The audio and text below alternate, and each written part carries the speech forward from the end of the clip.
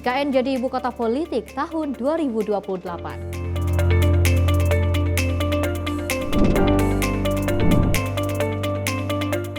Komisi 4 panggil Menteri KKP terkait polemik pagar laut.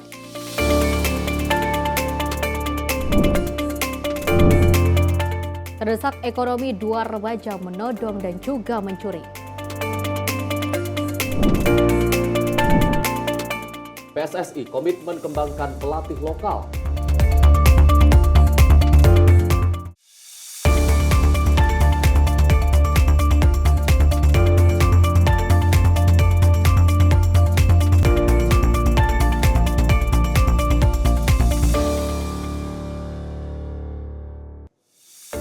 Halo, selamat malam pemirsa Simpo TV. Selamat malam Arif. Selamat malam Pesti. Apa kabar hari ini? Harus sehat dan mudah-mudahan pemirsa semua juga sehat. Amin. Dan tentunya untuk menemani waktu istirahat Anda, kami juga akan terus menghadirkan informasi yang terbaik untuk Anda terkait dengan perpolitikan, ekonomi, dan juga berita olahraga lainnya. Termasuk dengan peristiwa-peristiwa yang terjadi dari seluruh penjuru tanah air yang terjadi pada hari ini akan kita sajikan bersama di Menyapa Malam hari ini. Bersama saya Arif Rifai. Dan saya Fesi Rahmadi, ini dia Menyapa Malam Simpo TV selengkapnya.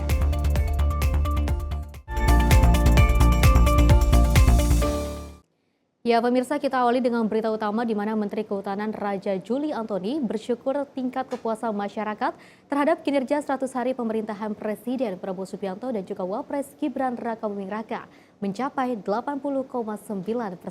Menurutnya hal ini menjadi motivasi seluruh menteri di kabinet untuk lebih giat bekerja. Menteri Kehutanan Raja Juli Antoni bersyukur tingkat kepuasan masyarakat terhadap kinerja 100 hari pemerintahan Presiden Prabowo Subianto dan Wapres Gibran Rakabuming Raka mencapai 80,9%. Dia mengatakan Prabowo menggelar sidang kabinet paripurna di kantor Presiden dengan mengundang seluruh anggota kabinet Merah Putih. Raja Juli menyebut Prabowo akan memberikan arahan terkait pemerintahannya 100 hari ke depan. Mungkin juga Pak Presiden akan memberikan perintah kepada kami untuk status hari ke depan seperti apa. Tadi sebenarnya Pak Presiden Prabowo kan tidak terlalu peduli dengan 100 hari. Kamera, Pak. Yang penting kerja aja kan gitu ya. Oh, dari evaluasi ya, Bang. Seperti apa, Bang? Evaluasi ada pembahasan khusus, Bang? Saya belum tahu. Kalau khusus nggak tahu. Tapi penilaian kemarin yang 100 hari kerja versi survei Alhamdulillah ya, approval rating Pak Prabowo dan Mas Gibran 80,9%. Itu artinya kepercayaan masyarakat sangat tinggi. Dan ini modal kamera bang untuk bekerja, ya, untuk bekerja dengan lebih giat. Tapi memang kalau tinggi itu kan masalahnya, kalau cinta itu kalau ada luka bisa bisa berbahaya. Tersakit. Jadi mungkin itu justru motivasi kepada seluruh menteri ya sebagai pembantu presiden untuk bekerja lebih keras lagi, mempertahankan bahkan mungkin meningkatkan rating yang sudah tinggi. Sebagaimana diketahui, tingkat kepuasan publik terhadap kinerja 100 hari pemerintahan Prabowo Subianto dan Gibran Rakabuming Raka tinggi, yakni mencapai 80,9%. Kepuasan tersebut berdasarkan hasil survei Litbang Kompas terbaru. Dari Jakarta, Dio Malau, Simpo TV melaporkan. Sementara itu, Presiden Prabowo Subianto mengunjungi kediaman Emil Salim dan juga dengan hormat memohon maaf karena baru saja dapat hadir berkunjung. Dan dalam pertemuan, Presiden juga memuji orientasi pengabdian Emil sebagai pejabat negara yang patut dicontoh. Momen penuh rasa hormat ditunjukkan Presiden RI Prabowo Subianto saat mengunjungi kediaman Emil Salim, mantan Menteri Negara Pengawasan Pembangunan dan Lingkungan Hidup, di Jakarta pada Rabu 22 Januari 2025. Dalam pertemuan tersebut, Presiden Prabowo menyapa dan bersalaman dengan Emil, sembari memohon maaf karena baru dapat mengunjunginya. Kabar Pak Emil? Terima kasih. Maaf saya. Luar biasa Pak Emil. Mestinya saya ke depan sana. Enggak. Luar biasa Pak Emil. Terima kasih. Minta maaf saya baru datang sekarang ini. Setelah pertemuan, Presiden Prabowo memuji Emil sebagai sosok teladan yang mengedepankan pengabdian kepada negara selama menjabat sebagai pejabat negara di era Presiden Soeharto. Ia menegaskan bahwa prinsip ini harus dipegang oleh para pejabat negara, terlepas dari latar belakang mereka, baik dari partai politik, organisasi masyarakat, dunia akademis, maupun LSM. Luar biasa, saya senang benar. Saya senang benar lihat Bapak fit, Bapak masih strong, going strong. Terima kasih Pak. Iya Pak. Iya. Terima kasih Pak, saya pamit Pak. Terima kasih. Terima kasih. Jadi, Terima kasih Pak. Sekali lagi, terima kasih. Saya pamit. Terima kasih.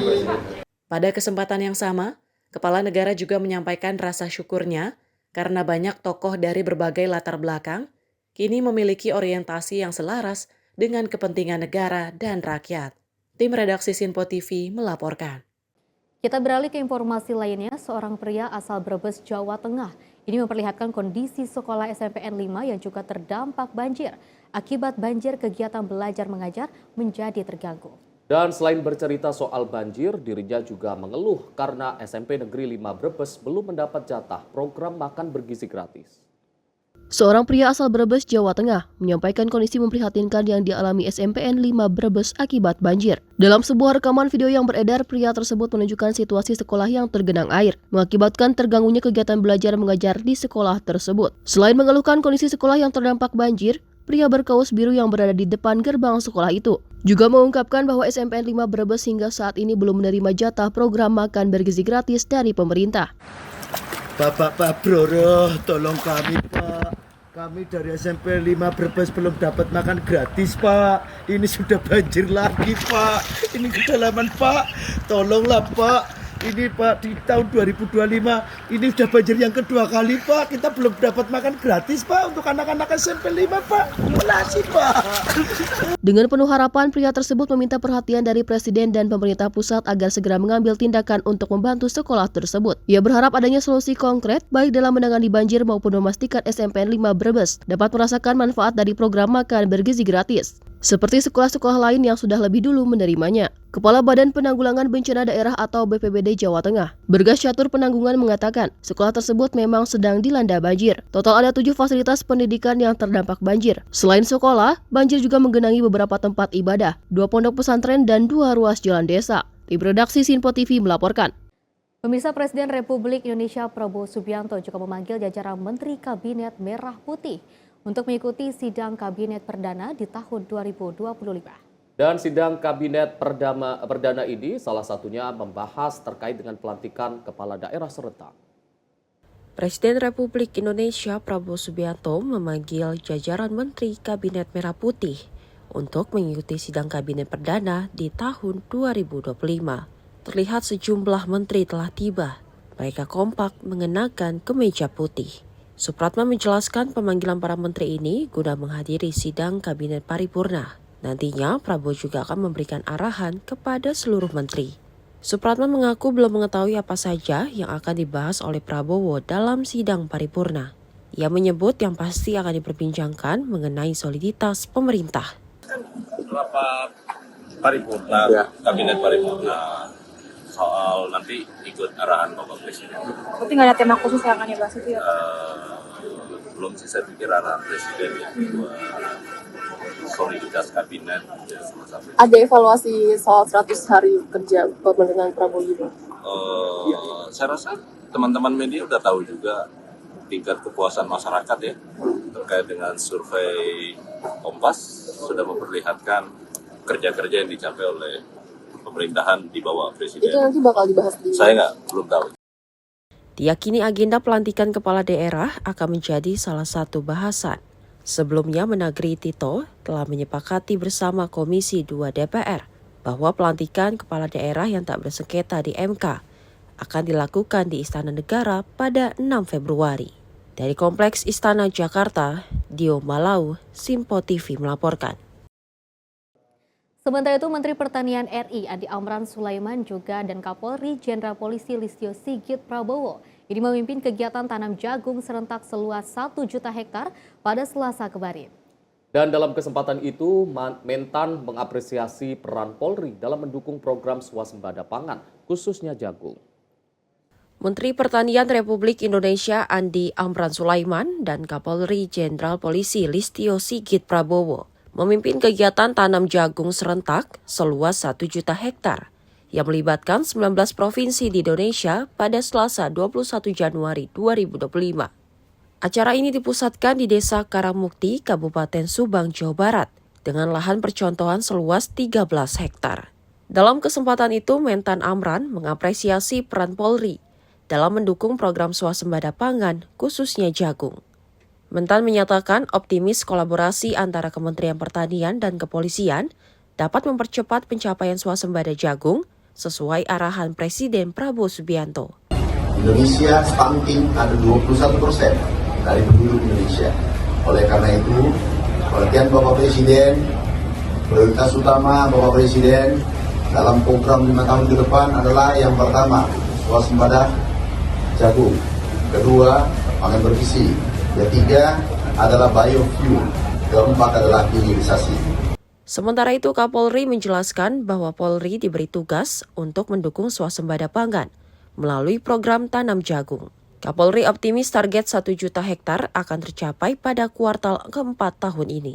Kami mendapatkan tugas untuk bisa melaksanakan swasembada di bidang jagung dengan target penanaman 1 juta hektar selama 1 tahun. Dan saat ini kita memasuki kuartal pertama dan target kita paling tidak kita bisa menanam kurang lebih 300.000 lebih lahan jagung di kuartal pertama ini, sehingga harapan kita sampai dengan kuartal keempat 1 juta hektar lahan betul-betul bisa tertanam. Kapolri juga menyampaikan terima kasih dan selamat bekerja kepada seluruh jajarannya. Kapolri berharap program penanaman serentak ini betul-betul bisa dioptimalkan.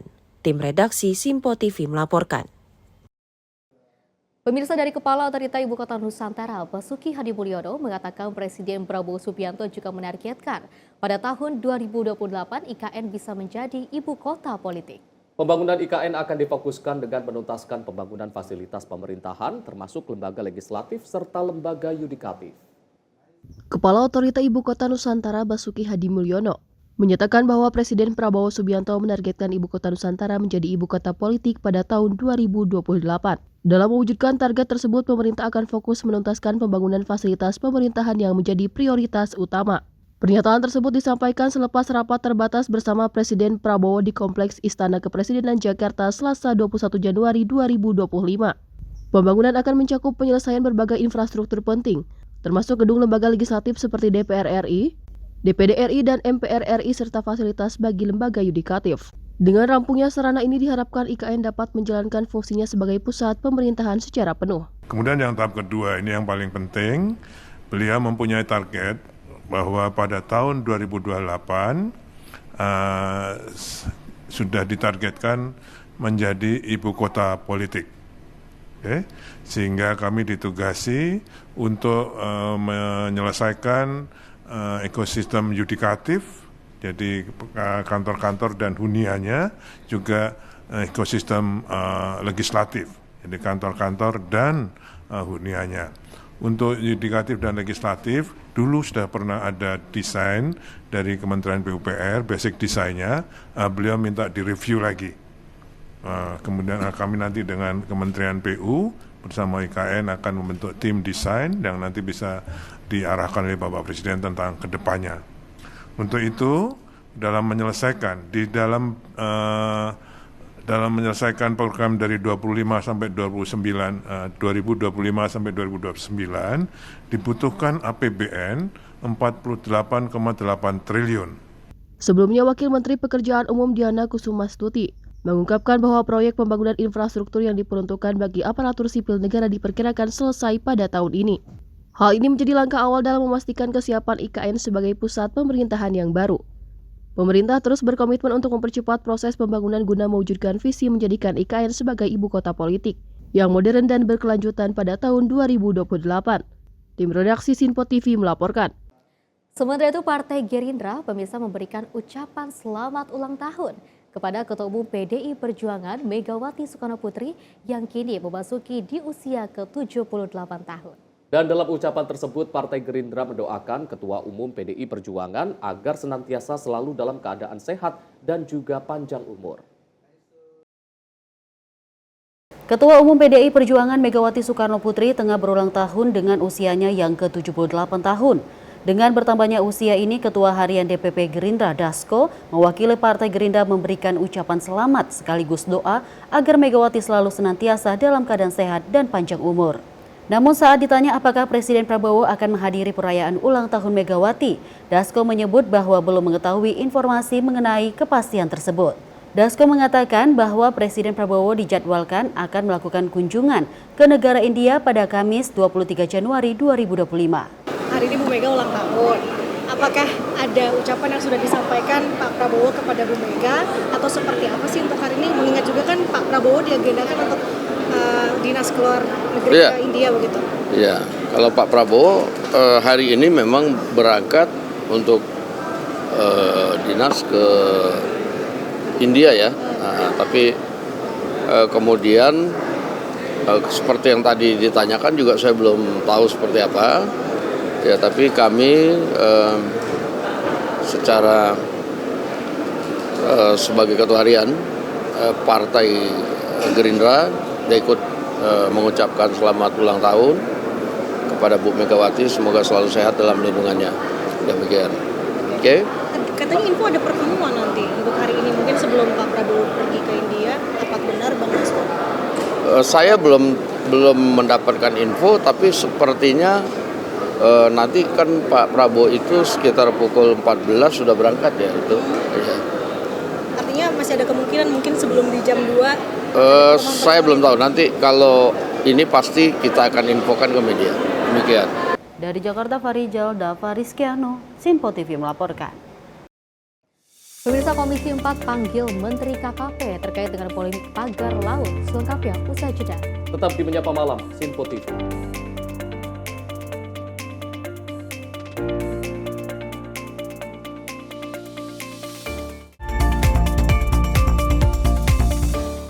Halo, selamat pagi pemirsa Sinpo TV. Selamat pagi Andi. Selamat pagi, Fen. Beragam informasi terbaru hadir menemani Anda sebelum memulai hari. Itu memang dari Menteri Perhubungan juga mendukung, Betul. dari Menteri Keuangan juga mendukung, dan kita sebagai masyarakat pun juga Harus mendukung. Mengangkat isu yang tengah menjadi pembicaraan paling hangat. Semarakan pagi Anda bersama Menyapa Pagi. Setiap Senin hingga Jumat pukul 6 pagi.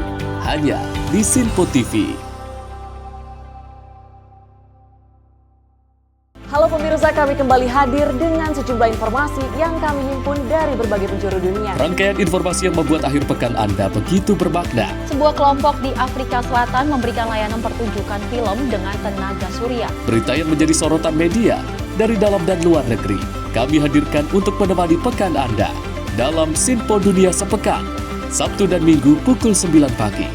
Hanya di Sinpo TV. Kami hadir dengan rangkaian informasi dari berbagai penjuru dunia. Topik dan isu yang tengah menjadi sorotan mancanegara dikemas dengan lengkap untuk Anda.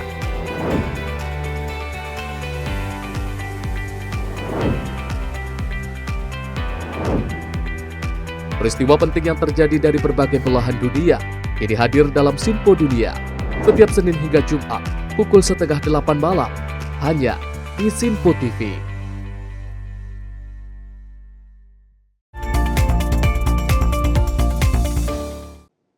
Selamat malam pemirsa, Anda kembali menyaksikan Menyapa Malam Sinpo TV. Pemirsa, Komisi 4 DPR RI memanggil Menteri Kelautan dan juga Perikanan Sakti Wahyu Trenggono untuk mendalami kasus pagar laut yang membentang sepanjang 30,16 km di pesisir Laut Tanggerang, Banten. Dan juga pemirsa, dalam rapat tersebut, Ketua Komisi 4 DPR Titik Soeharto meminta kepada Menteri KKP untuk juga memberikan penjelasan secara komprehensif soal isu terkini, terutama perihal polemik pagar laut yang misterius. Ketua Komisi 4 DPR RI, Siti Hediati Haryadi alias Titik Soeharto, dengan tegas meminta Kementerian Kelautan dan Perikanan untuk mengambil tindakan konkret mengenai polemik pemasangan pagar laut di Tanggerang, Banten. Menurutnya, harus ada upaya tindak lanjut dan penegakan hukum yang jelas dan transparan agar hal tersebut dapat memberi efek jera terhadap pelaku utama dan tidak ada kejadian serupa di daerah lain. Menanggapi itu, Menteri KKP Sakti Wahyu Trenggono mengatakan pihaknya akan melakukan solusi penyelesaian dengan melanjutkan proses investigasi dan penyegelan oleh Polsus KKP sesuai dengan aturan yang berlaku. Tapi kami ingin supaya ke depan agar lebih diantisipasi lagi jangan sampai hal ini terjadi lagi, karena kami mendapatkan juga banyak di daerah-daerah lain kasus-kasus seperti ini. Mudah-mudahan jangan nunggu viral dulu baru dilakukan tindakan, tapi diantisipasi mungkin dari sekarang, belajar dari kasus yang ini, bisa dipetanin lagi mana sih yang bermasalah. Cepat mungkin untuk mengungkap sesuai dengan kewenangan kita. Kewenangan kita adalah memeriksa dari aspek administratif. Sampai tadi keluar satu kesimpulan bahwa ada baiknya juga kemudian undang-undang yang berkaitan dengan kelautan ini kemudian dilakukan sinkronisasi, gitu ya. Istilahnya tuh kalau dulu tuh ada omnibus law kan gitu ya, dievaluasi semua untuk disatukan. Menurut saya ini menjadi sangat bagus sekali, sangat baik, dan saya senang sekali kalau begitu. Berarti memang betul-betul laut ini seperti dalam kebijakan di Kementerian Kelautan Perikanan kan soal ekologi dan ekonomi diseimbangkan. Kira-kira ini begitu. Dari Jakarta, Sri Dewi Andayani, Dava Rizkiano, Sinpo TV melaporkan. Pemirsa, dari Komisi 2 DPR bersama Menteri Dalam Negeri Tito Karnavian ini sepakat untuk mengusulkan bahwa pelantikan Gubernur, Bupati, dan juga Wali Kota akan dilantik oleh Presiden Prabowo Subianto. Dan pelantikan ini nantinya akan dilaksanakan secara serentak pada 6 Februari mendatang. Usai penetapan kepala daerah, Komisi 2 DPR bersama Kementerian Dalam Negeri, KPU, Bawaslu, dan DKPP sepakat untuk mengusulkan Gubernur, Bupati, Wali Kota akan dilantik oleh Presiden Prabowo Subianto. Pelantikan tersebut akan berlangsung di Jakarta dengan dilakukan secara serentak pada 6 Februari mendatang. Ketua Komisi 2 DPR Rifki Nizami Karsayuda mengatakan, hal itu berdasarkan ketentuan pasal 164B Undang-Undang Nomor 10 Tahun 2016 tentang bahwa Presiden berhak untuk melantik kepala daerah secara serentak. Dirinya juga menyebut momentum ini merupakan sejarah bagi Indonesia dengan kepala daerah dilantik langsung oleh Presiden. Ya, Komisi 2 DPR RI bersama perwakilan pemerintah, Menteri Dalam Negeri, dan seluruh penyelenggara pemilu sepakat bahwa pelantikan Gubernur, Bupati, Wali Kota hasil Pilkada 2024 yang tidak ada sengketa perselisihan di Mahkamah Konstitusi akan dilaksanakan pada hari Kamis tanggal 6 Februari tahun 2025 oleh Presiden Republik Indonesia di Jakarta. Jadi baik Gubernur, Wakil Gubernur, Bupati, Wakil Bupati, Wali Kota, Wakil Wali Kota, seluruhnya yang melantik Presiden. Dasar hukumnya adalah ketentuan dalam pasal 164B Undang-Undang Nomor 10 Tahun 2016 di mana Presiden sebagai kepala pemerintahan berhak untuk melantik Bupati, Wakil Bupati, Wali Kota, Wakil Wali Kota secara serentak. Kami telah melakukan analisis hukum yang mendalam dan tadi rapat dilakukan dengan terbuka, transparan, publik bisa melihat bahwa secara yuridis kami tidak ragu sama sekali untuk mengusulkan tanggal 6 ini untuk dilakukan pelantikan serentak, dan saya kira ini juga adalah satu sejarah baru bagi Indonesia, bukan hanya pilkadanya yang serentak, tapi pelantikannya serentak dan dilakukan oleh Presiden. Dari Jakarta, Fahrizal Ahmad Amin, Sinpo TV melaporkan. Pemirsa, sebagai wujud dalam kebijakan Presiden Prabowo Subianto tentang hilirisasi, Menko Perekonomian Erlangga Hartarto ini secara resmi menandatangani nota kesepahaman dengan perusahaan migas multinasional milik Amerika Serikat bernama ExxonMobil. Dan dalam kesepakatan ini nilai investasi yang dihasilkan mencapai 10 miliar dolar Amerika. Pemerintah dalam hal ini Menteri Koordinator Bidang Perekonomian Airlangga Hartarto menandatangani nota kesepahaman rencana investasi bersama perusahaan migas asal Amerika Serikat ExxonMobil dengan total nilai investasi sebesar 10 miliar dolar Amerika atau 16 triliun rupiah. Isi dari nota kesepahaman ini memuat rencana pembangunan fasilitas carbon capture storage serta menggalakkan industri petrokimia di tanah air. Kesepakatan ini pun dinilai dapat membuka lapangan pekerjaan serta dapat menguatkan target pembangunan yang inklusif dan berkelanjutan. Jadi hari ini adalah signing daripada MOU, di mana MOU ini salah satu proyeknya adalah carbon capture dan storage dan juga terkait dengan industri di petrochemicals, is it plastic and synthetic fiber, something like that. Yes. So mainly plastic. So I think the investasinya sekitar 10 miliar US dollar. Dan ini tentu mendukung kebijakan hilirisasi dari Bapak Presiden, menciptakan lapangan pekerjaan, dan ini juga merupakan komitmen kepada sustainability, pembangunan berkelanjutan, di mana pembangunan carbon capture dan storage ini diharapkan bisa mengurangi CO2 emisi sebesar 90%. Adapun pada kesempatan yang sama, Sekretaris Kemenko Bidang Perekonomian Susi Wicono Moerkiarso menyebut nilai investasi sebesar 15 miliar dolar Amerika ini merupakan tahap awal, di mana nantinya akan difokuskan komitmen di angka 15 miliar dolar Amerika. Jadi intinya hari ini kita sudah sepakat, setelah ini kita akan membentuk Satgas bersama untuk mendorong dua hal tadi. Bagaimana pembangunan fasilitas CCS, Carbon Capture and Storage tadi bisa kita realisasikan, terutama yang di dasar laut tadi. Kemudian juga kita sedang membantu mencarikan lokasi untuk investasi industri petrochemical yang cukup besar. Lebih dalam, Airlangga menitik beratkan proyek ini dapat memiliki efek yang multiplier dalam pengembangan bisnis lokal melalui kerjasama yang strategis, serta pengembangan kemampuan teknologi, pembelian hingga konstruksi. Dari Jakarta, Max, juru kamera Rona Bayu, tim liputan Sinpo TV. Kita beralih ke informasi lainnya. Polres Metro Jakarta Barat ini memusnahkan barang bukti narkotika senilai ratusan miliar yang juga didapat dari pengungkapan 3 kasus kejahatan narkoba yang melibatkan 3 orang tersangka. Sabu seberat 88 kg dan 44 batang tanaman ganja dimusnahkan dengan menggunakan mesin insinerator bersuhu tinggi milik BNN. Bertempat di halaman Mapolres Metro Jakarta Barat dengan disaksikan jajaran pemerintah kota Kodim 0503, Pengadilan dan Kejaksaan Negeri Jakarta Barat.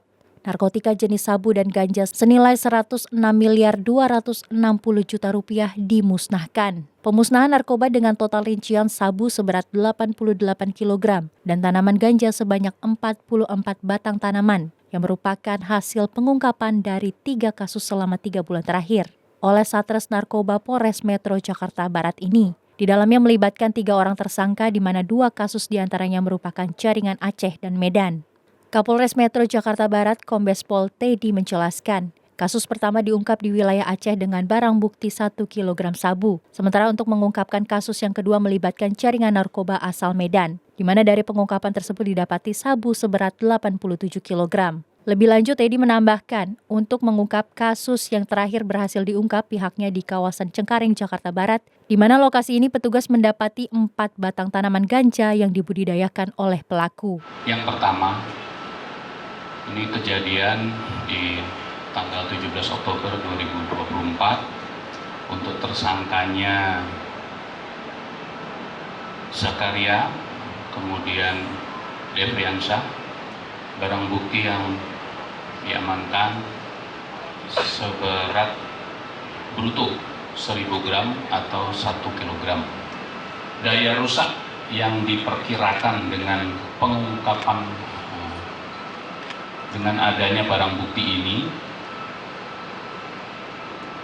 bisa menyelamatkan 885.500 jiwa.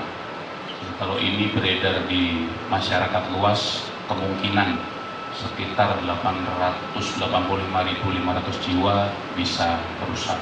Selanjutnya, seluruh barang haram tersebut dimusnahkan dengan cara dibakar menggunakan mesin incinerator. Setelah sebelumnya menjalani rangkaian pemeriksaan keaslian dari kandungan zat berbahaya seperti amfetamin dan metafetamin oleh tim Puslapor Mabes Polri. Atas perbuatannya, ketiga tersangka akan disangkakan pasal 114 ayat 2 sub pasal 112 ayat 2 Jungto 132 ayat 1 Undang-Undang Republik Indonesia nomor 35 tahun 2009 tentang narkotika dengan ancaman hukuman maksimal pidana mati.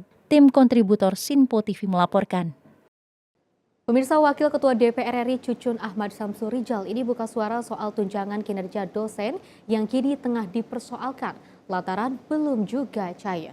Menanggapi hal itu, Cucun mengatakan bahwa pembahasan mengenai tunjangan kinerja dosen akan menjadi prioritas di DPR, terlebih anggaran tersebut sudah dikelola oleh Menteri Keuangan. Wakil Ketua DPR RI Cucun Ahmad Samsu Rijal mengatakan bahwa dirinya telah meminta Komisi 10 DPR RI untuk memanggil pihak-pihak terkait. dalam rangka membahas perihal tunjangan kinerja dosen yang hingga kini masih tertunda dan belum dibayarkan. Dirinya pun mengatakan pihaknya telah meminta penjelasan dari Kementerian Pendidikan Tinggi Sains dan Teknologi mengenai perjuangan terhadap Kementerian Keuangan untuk para dosen. Oleh karena itu, Komisi 10 akan memprioritaskan pembahasan mengenai tunjangan kinerja dosen yang belum juga cair. Karena menurutnya hal tersebut merupakan komitmen Presiden Prabowo Subianto untuk mensejahterakan tenaga pendidik. Segera memanggil terkait perjuangannya terhadap hak-hak para dosen. Yang sebetulnya kelembagaan lain kan sudah mulai perjuangan sejak lama. Padahal ketika kita rancang dulu undang-undang dosen, ya undang-undang guru dan dosen ini, betul-betul kita akan memperhatikan salary dan penghargaan negara terhadap pencetak anak bangsa, pendidik, pengajar.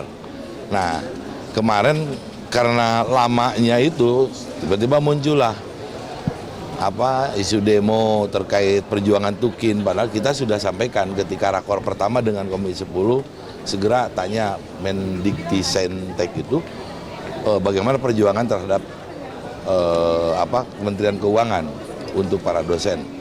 Nah, di hari ini kayaknya yang paling fokus itu ya terkait Tukin para dosen yang belum cair juga. Padahal komitmen Pak Presiden semua dengan perkembangan sekarang banyak lembaga-lembaga yang sudah dinaikkan juga salary-nya, gajinya, kemudian para hakim, itu dosen ini akan menjadi prioritas juga. Dosen akan menjadi prioritas karena sudah ada di anggaran yang dikelola APBN oleh Ibu Menteri Keuangan. Dari Jakarta, Sri Dewi Andayani, Dava Rizkiano, Sinpo TV melaporkan. Pemirsa, Wakil Menteri Dalam Negeri Bima Arya juga mengatakan retreat kepala daerah yang bakal digelar di Akademi Militer Magelang, Jawa Tengah. Dan Bima menerangkan bahwa retreat kepala daerah dibagi menjadi 3 gelombang. Wamendagri Bima Arya mengungkapkan, retreat kepala daerah bakal digelar di Akademi Militer Magelang, Jawa Tengah. Bima menerangkan retreat kepala daerah itu dibagi menjadi 3 gelombang. Meski demikian, Bima belum diketahui pasti konsep retreat kepala daerah itu. Kira-kira seminggu setelah pelantikan. Kemungkinan besar di Magelang. Kemungkinan besar di Magelang ya. Sisanya yang nanti dilantik terakhir itu yang belakang, yang ya. Akan ada retret. Iya pasti, semuanya bertahap seperti itu.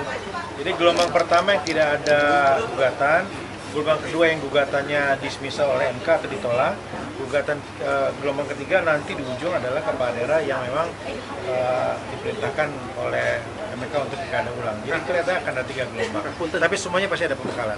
Sebagai informasi, teknis retreat akan dibahas lebih lanjut dengan Lemhanas. Dari Jakarta, Dio Malau, Sinpo TV melaporkan. Pemirsa, PT Sentral Windu Sejati CP Petindo ini meluncurkan produk terbaru Bolt, makanan kucing yang juga anjing di Indonesia. Peluncuran produk baru ini juga menjadi penanda dirayakannya eksistensi Bolt selama 8 tahun terakhir, makanan kucing anjing terbaru.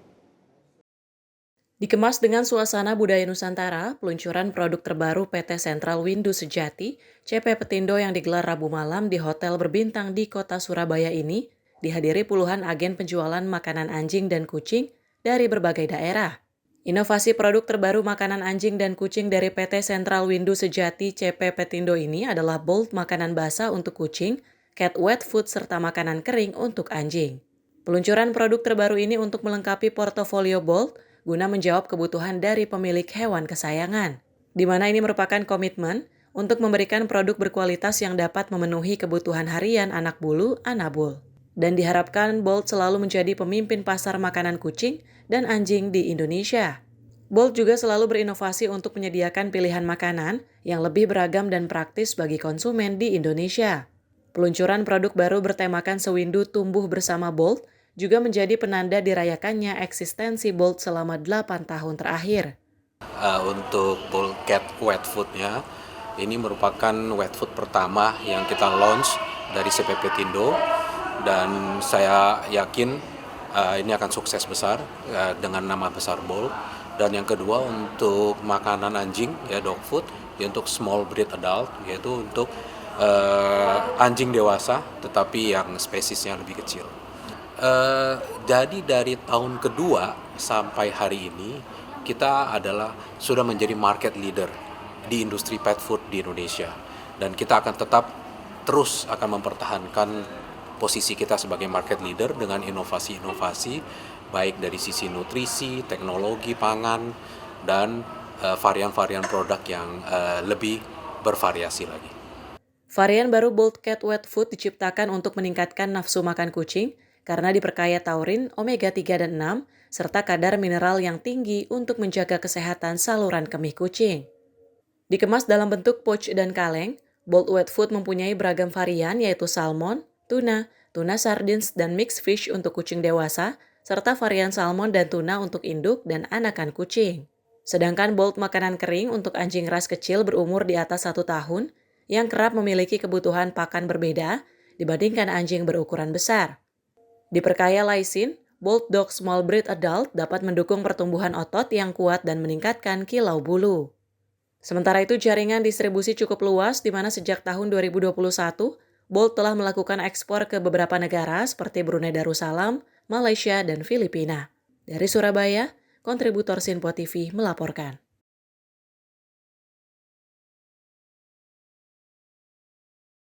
Pemirsa, usai jeda kami akan menghadirkan berbagai informasi seputar peristiwa selama 24 jam terakhir. Tetap di Menyapa Malam, Sinpo TV.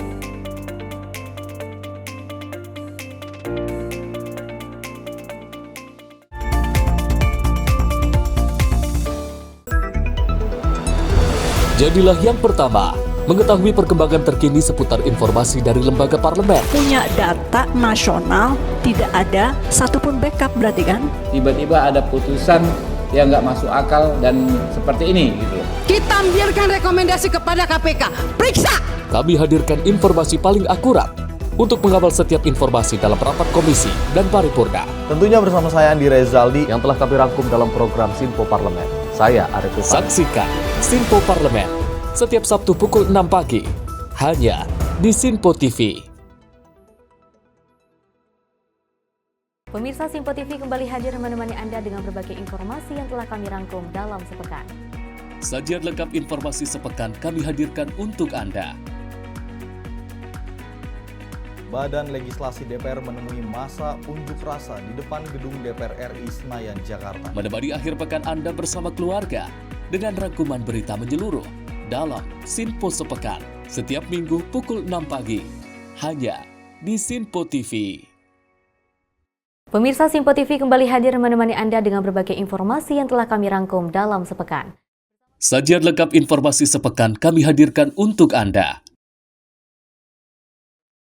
Badan Legislasi DPR menemui masa unjuk rasa di depan gedung DPR RI Senayan, Jakarta. Menemani akhir pekan Anda bersama keluarga dengan rangkuman berita menyeluruh dalam Sinpo Sepekan setiap minggu pukul 6 pagi hanya di Sinpo TV.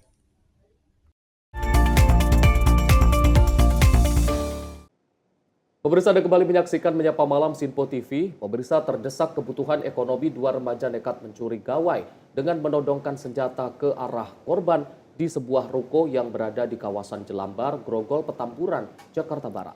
Dan sebelum mencuri telepon genggam milik korban, awalnya kedua remaja tersebut berniat untuk mencuri sepeda motor di lokasi. Namun aksinya berhasil gagal. Aksi pencurian dan kekerasan yang dilakoni 2 orang remaja di salah satu ruko di kawasan Jelambar Grogol, Petamburan, Jakarta Barat terekam kamera CCTV. Dari video tersebut terlihat 1 orang pelaku merangsek masuk ke dalam ruko, sementara 1 pelaku lainnya bersiaga di atas sepeda motor. Setelah berhasil mengambil gawai penghuni ruko, kedua pelaku langsung tancap gas, meski korban meneriaki dan berusaha mengejar para pelaku. Saat melancarkan aksinya, pelaku membawa senjata tajam dan menodongkannya ke arah korban. Diketahui sebelum merangsek masuk ke dalam ruko, kedua pelaku awalnya hendak mencuri sepeda motor di lokasi tersebut, namun aksi itu gagal. Kanit Reskrim Polsek Grogol Petamburan, AKP Aprino, menuturkan peristiwa pencurian disertai kekerasan ini terjadi pada tanggal 17 Januari 2025 lalu di kawasan Jelambar Grogol Petamburan. Mendapati laporan tersebut, petugas kepolisian unit Reskrim Polsek Grogol Petamburan langsung melakukan rangkaian penyelidikan dan olah TKP di lokasi kejadian perkara. Berbekal hasil identifikasi dari rekaman rekaman CCTV, petugas akhirnya berhasil menangkap kedua pelaku yang masih berusia belasan tahun di dua lokasi terpisah di kawasan Grogol, Petamburan. Kedua pelaku remaja ini diketahui berinisial RAP usia 14 tahun dan CP usia 17 tahun. Terdesak kebutuhan ekonomi menjadi latar belakang kedua remaja ini nekat melakukan aksi kejahatan tersebut. Jadi di sini kami menjelaskan mengenai pengungkapan tindak pidana pencurian dan kekerasan dengan pelakunya adalah dua orang anak laki-laki, satu berumur 17 tahun dan satu lagi umur 14 tahun. TKP-nya di Jelambar pada hari Jumat tanggal 17 Januari 2025 atau minggu lalu subuh. Jadi yang bersangkutan ini awalnya hendak mengambil motor di sana, cuman agak kesulitan. Pada saat itu yang bersangkutan ini, pelaku yang berumur 14 tahun ini menggunakan parang pada saat itu atau celurit, lalu jadi memasuki ke ruko. Hingga saat ini kedua pelaku masih menjalani pemeriksaan intensif di Mapolsek Grogol, Petamburan. Karena perkara ini melibatkan anak di bawah umur, dalam proses penyelidikan ini, pihak kepolisian akan berkoordinasi dengan sejumlah instansi terkait. Tim kontributor Simpo TV melaporkan. Pemirsa, ribuan rumah di Kabupaten Kendal, Jawa Tengah ini terendam banjir akibat jebolnya tanggul Kali Bodri. Dan kondisi itu diperparah dengan hujan deras yang terjadi sejak Senin malam kemarin. Bupati Kendal memastikan bahwa Dinsos Kendal mengirim bantuan dengan cepat dan juga merata. Kini rumah dinas Bupati juga dijadikan tempat pengungsian. Dalam video terlihat banjir besar melanda Kabupaten Kendal, Jawa Tengah setelah tanggul Kali Bodri jebol. Akibatnya ribuan rumah warga terendam air. Situasi ini semakin memburuk akibat hujan deras yang terus mengguyur sejak Senin malam. Diketahui beberapa desa yang terdampak banjir meliputi Desa Lanji, Kebonharjo, Bangunsari, Jambe Arum, Tambak Rejo, Purwosari, dan Purin. Warga yang terdampak banjir mulai dievakuasi ke tempat yang lebih aman untuk menghindari risiko lebih lanjut. Menanggapi bencana ini, Bupati Kendal Diko M memastikan bahwa Dinas Sosial Kendal bersama sejumlah tim aparat telah bergerak cepat dalam menyalurkan bantuan kepada masyarakat. Bantuan tersebut mencakup kebutuhan pokok seperti makanan, air bersih, serta perlengkapan darurat bagi para pengungsi. Sebagai langkah tanggap darurat, rumah dinas Bupati Kendal juga dijadikan tempat pengungsian bagi warga yang kehilangan tempat tinggal. Pemerintah daerah terus berupaya mengatasi dampak bencana ini dengan berkoordinasi dengan berbagai pihak untuk memastikan keselamatan dan kesejahteraan masyarakat terdampak. Masyarakat diimbau untuk tetap waspada terhadap kemungkinan banjir susulan dan mengikuti arahan dari pihak berwenang guna menghindari hal-hal yang tidak diinginkan. Tim redaksi Sinpo TV melaporkan.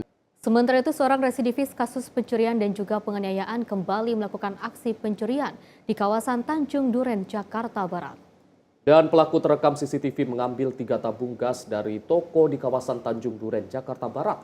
Pelaku berhasil ditangkap polisi berdasarkan dari hasil identifikasi dan juga rekaman CCTV. Rekaman kamera CCTV warga ini merekam aksi pria berinisial M saat melakukan pencurian di rumah toko di kawasan Jalan Tanjung Duren Selatan, Kecamatan Tanjung Duren, Jakarta Barat. Tak tanggung-tanggung, pelaku yang merupakan residivis dengan 3 kasus pencurian dan 1 kasus penganiayaan ini menggasak 3 tabung gas dari dalam ruko. Diketahui hasil curiannya tersebut dijual di lapak penjualan besi bekas. Menurut keterangan Kanit Reskrim Polsek Grogol, Petamburan, berdasarkan dari hasil penyelidikan, dari hasil tes urin, pelaku positif menggunakan narkotika. Di sini kami menerangkan perkara surat yang kejadiannya tanggal 9 Januari 2025 atau Kamis subuh kejadiannya di Tanjung Duren Selatan. Adapun pelaku berinisial M dan bersangkutan kebetulan sudah 4 kali bolak-balik masuk ke penjara atau menjalani hukuman yang semuanya kita yang menindaklanjuti. Atas perbuatannya, pelaku dijebloskan ke jeruji besi Polsek Gropet, di mana pelaku M disangkakan dengan pasal 363 tentang pencurian dengan pemberatan, dengan ancaman kurungan maksimal 7 tahun penjara. Tim kontributor Sinpo TV melaporkan. Pemirsa, curi kabel dan juga pipa AC di rumah kosong yang sedang dalam tahap renovasi di kawasan Tanjung Duren, Jakarta Barat, seorang pria ditangkap oleh polisi.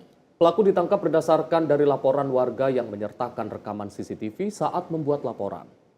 Detik-detik aksi pencurian kabel dan pipa AC yang dilakoni seorang pria di salah satu rumah kosong yang sedang dalam tahap renovasi di Jalan Tanjung Duren Utara, Grogol, Petamburan, Jakarta Barat terekam kamera CCTV. Dalam video tersebut terlihat pelaku masuk ke dalam rumah dengan membawa gunting kabel. Selanjutnya pelaku tunggal ini memotong kabel sepanjang 20 meter dan menggasak pipa AC di lokasi yang belum terpasang. Atas aksi pencurian ini, korban sang pemilik rumah mengalami kerugian material sebesar 1,8 juta rupiah. Kanit Reskrim Polsek Tanjung Duren AKP Aprino menjelaskan, pelaku berinisial HK berusia 28 tahun ini merupakan troublemaker di lingkungan tersebut, yang mana perilakunya kerap kali meresahkan warga sekitar. Pelaku kini telah ditangkap pihak kepolisian setelah satu warga melaporkan kasus pencurian tersebut dengan menyertakan rekaman CCTV. Pada saat itu ada bangunan kosong lagi proses pembangunan. Nah, yang bersangkutan masuk ke dalam dengan membawa kabel gunting kabel. Jadi di situ dia memotong gunting kabel, menggunting kabel tersebut juga dengan pipa AC sekalian. Nah, itulah dibawanya di Brondong bisa dijual sama bersangkutan. Atas perbuatannya, pelaku dijebloskan ke jeruji besi Polsek Grogol Petamburan dengan sangkaan pasal 363 KUHP tentang pencurian dan pemberatan dengan ancaman pidana maksimal selama 7 tahun penjara. Tim kontributor Sinpo TV melaporkan. Sementara itu, pemirsa, satu unit ruko yang juga diduga dijadikan sebagai tempat server tambang kripto ilegal di Desa Gandoang, Kecamatan Cileung, Kabupaten Bogor, terbakar. Dan api berhasil dipadamkan, namun belum diketahui penyebab pasti kebakaran terjadi. Saat ini pihak kepolisian masih mendalami terkait dugaan server kripto ilegal tersebut. Satu unit ruko yang diduga dijadikan sebagai tempat server tambang kripto ilegal di Desa Gandoang, Kecamatan Cileung, Kabupaten Bogor, terbakar. Peristiwa tersebut diketahui terjadi pada Selasa 21 Januari. Dalam video yang beredar, ruko tersebut mengeluarkan api dan asap hingga meledak berkali-kali. Belum diketahui penyebab pasti kebakaran terjadi, namun dengan cepat petugas pemadam kebakaran segera datang untuk memadamkan api agar tidak meluas. Saat dikonfirmasi Kapolsek Cilengsi, Kompol Wahyu Maduransyah membenarkan peristiwa itu. Namun ia mengaku bahwa saat ini pihaknya masih mendalami terkait dugaan server kripto ilegal dan pemilik ruko tersebut. Sampai berita ini diturunkan, menurut petugas Perusahaan Listrik Negara atau PLN wilayah Cilengsi, Hamdani Latif menyebut bahwa pihaknya masih melakukan pengecekan. Saksi mata bernama Haris menuturkan bahwa munculnya api berawal dari adanya asap hingga meledak secara berkali-kali dari kabel yang berukuran besar. Namun dalam kejadian ini penghuni ruko sedang tidak ada di lokasi. Tim redaksi Sinpo TV melaporkan.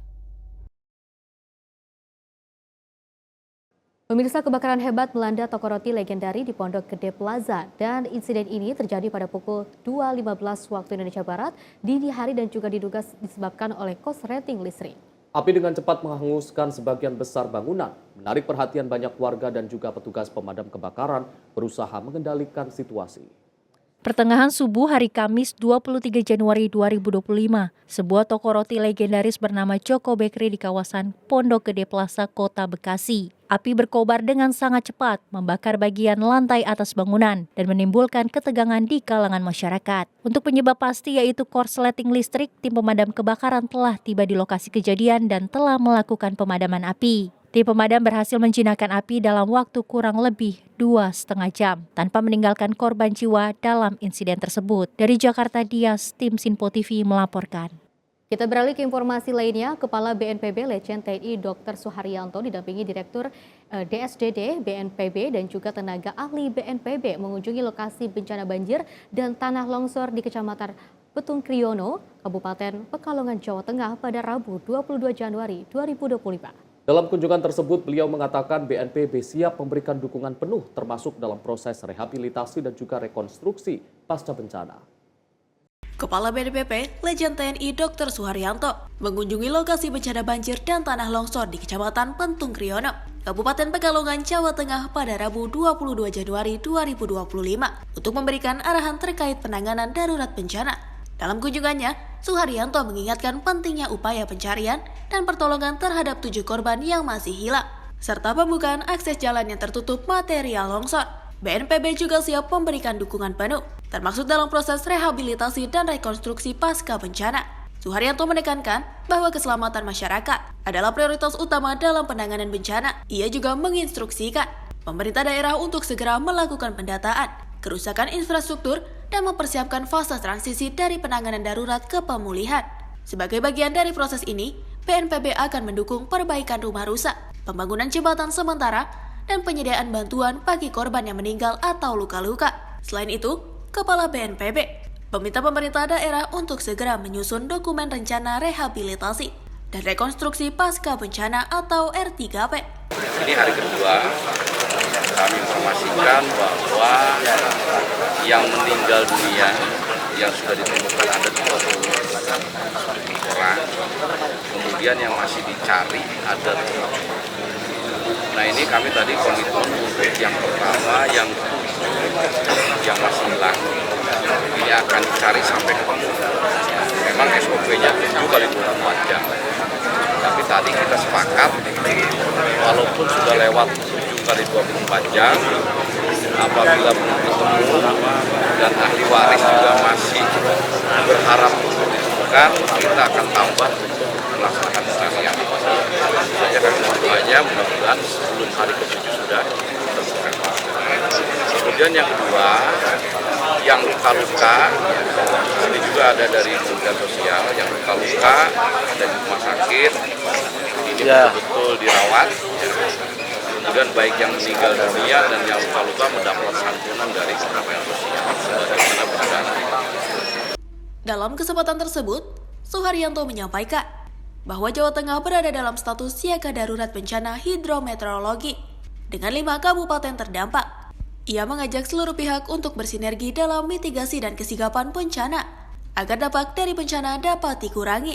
Pada saat yang sama, kerusakan infrastruktur dan dampak sosial akibat bencana terus diidentifikasi dengan upaya penanganan darurat melibatkan banyak pihak, termasuk pemerintah pusat dan daerah, serta BNPB, yang telah memberikan bantuan sebesar Rp289.500.000. Dari Jakarta, Sinpo TV melaporkan. Pemirsa, informasi tadi sekaligus menutup Menyapa Malam edisi kali ini. Saya Arif Rifai mewakili seluruh kru yang bertugas mengucapkan terima kasih. Selamat malam, selamat beristirahat. Sampai jumpa.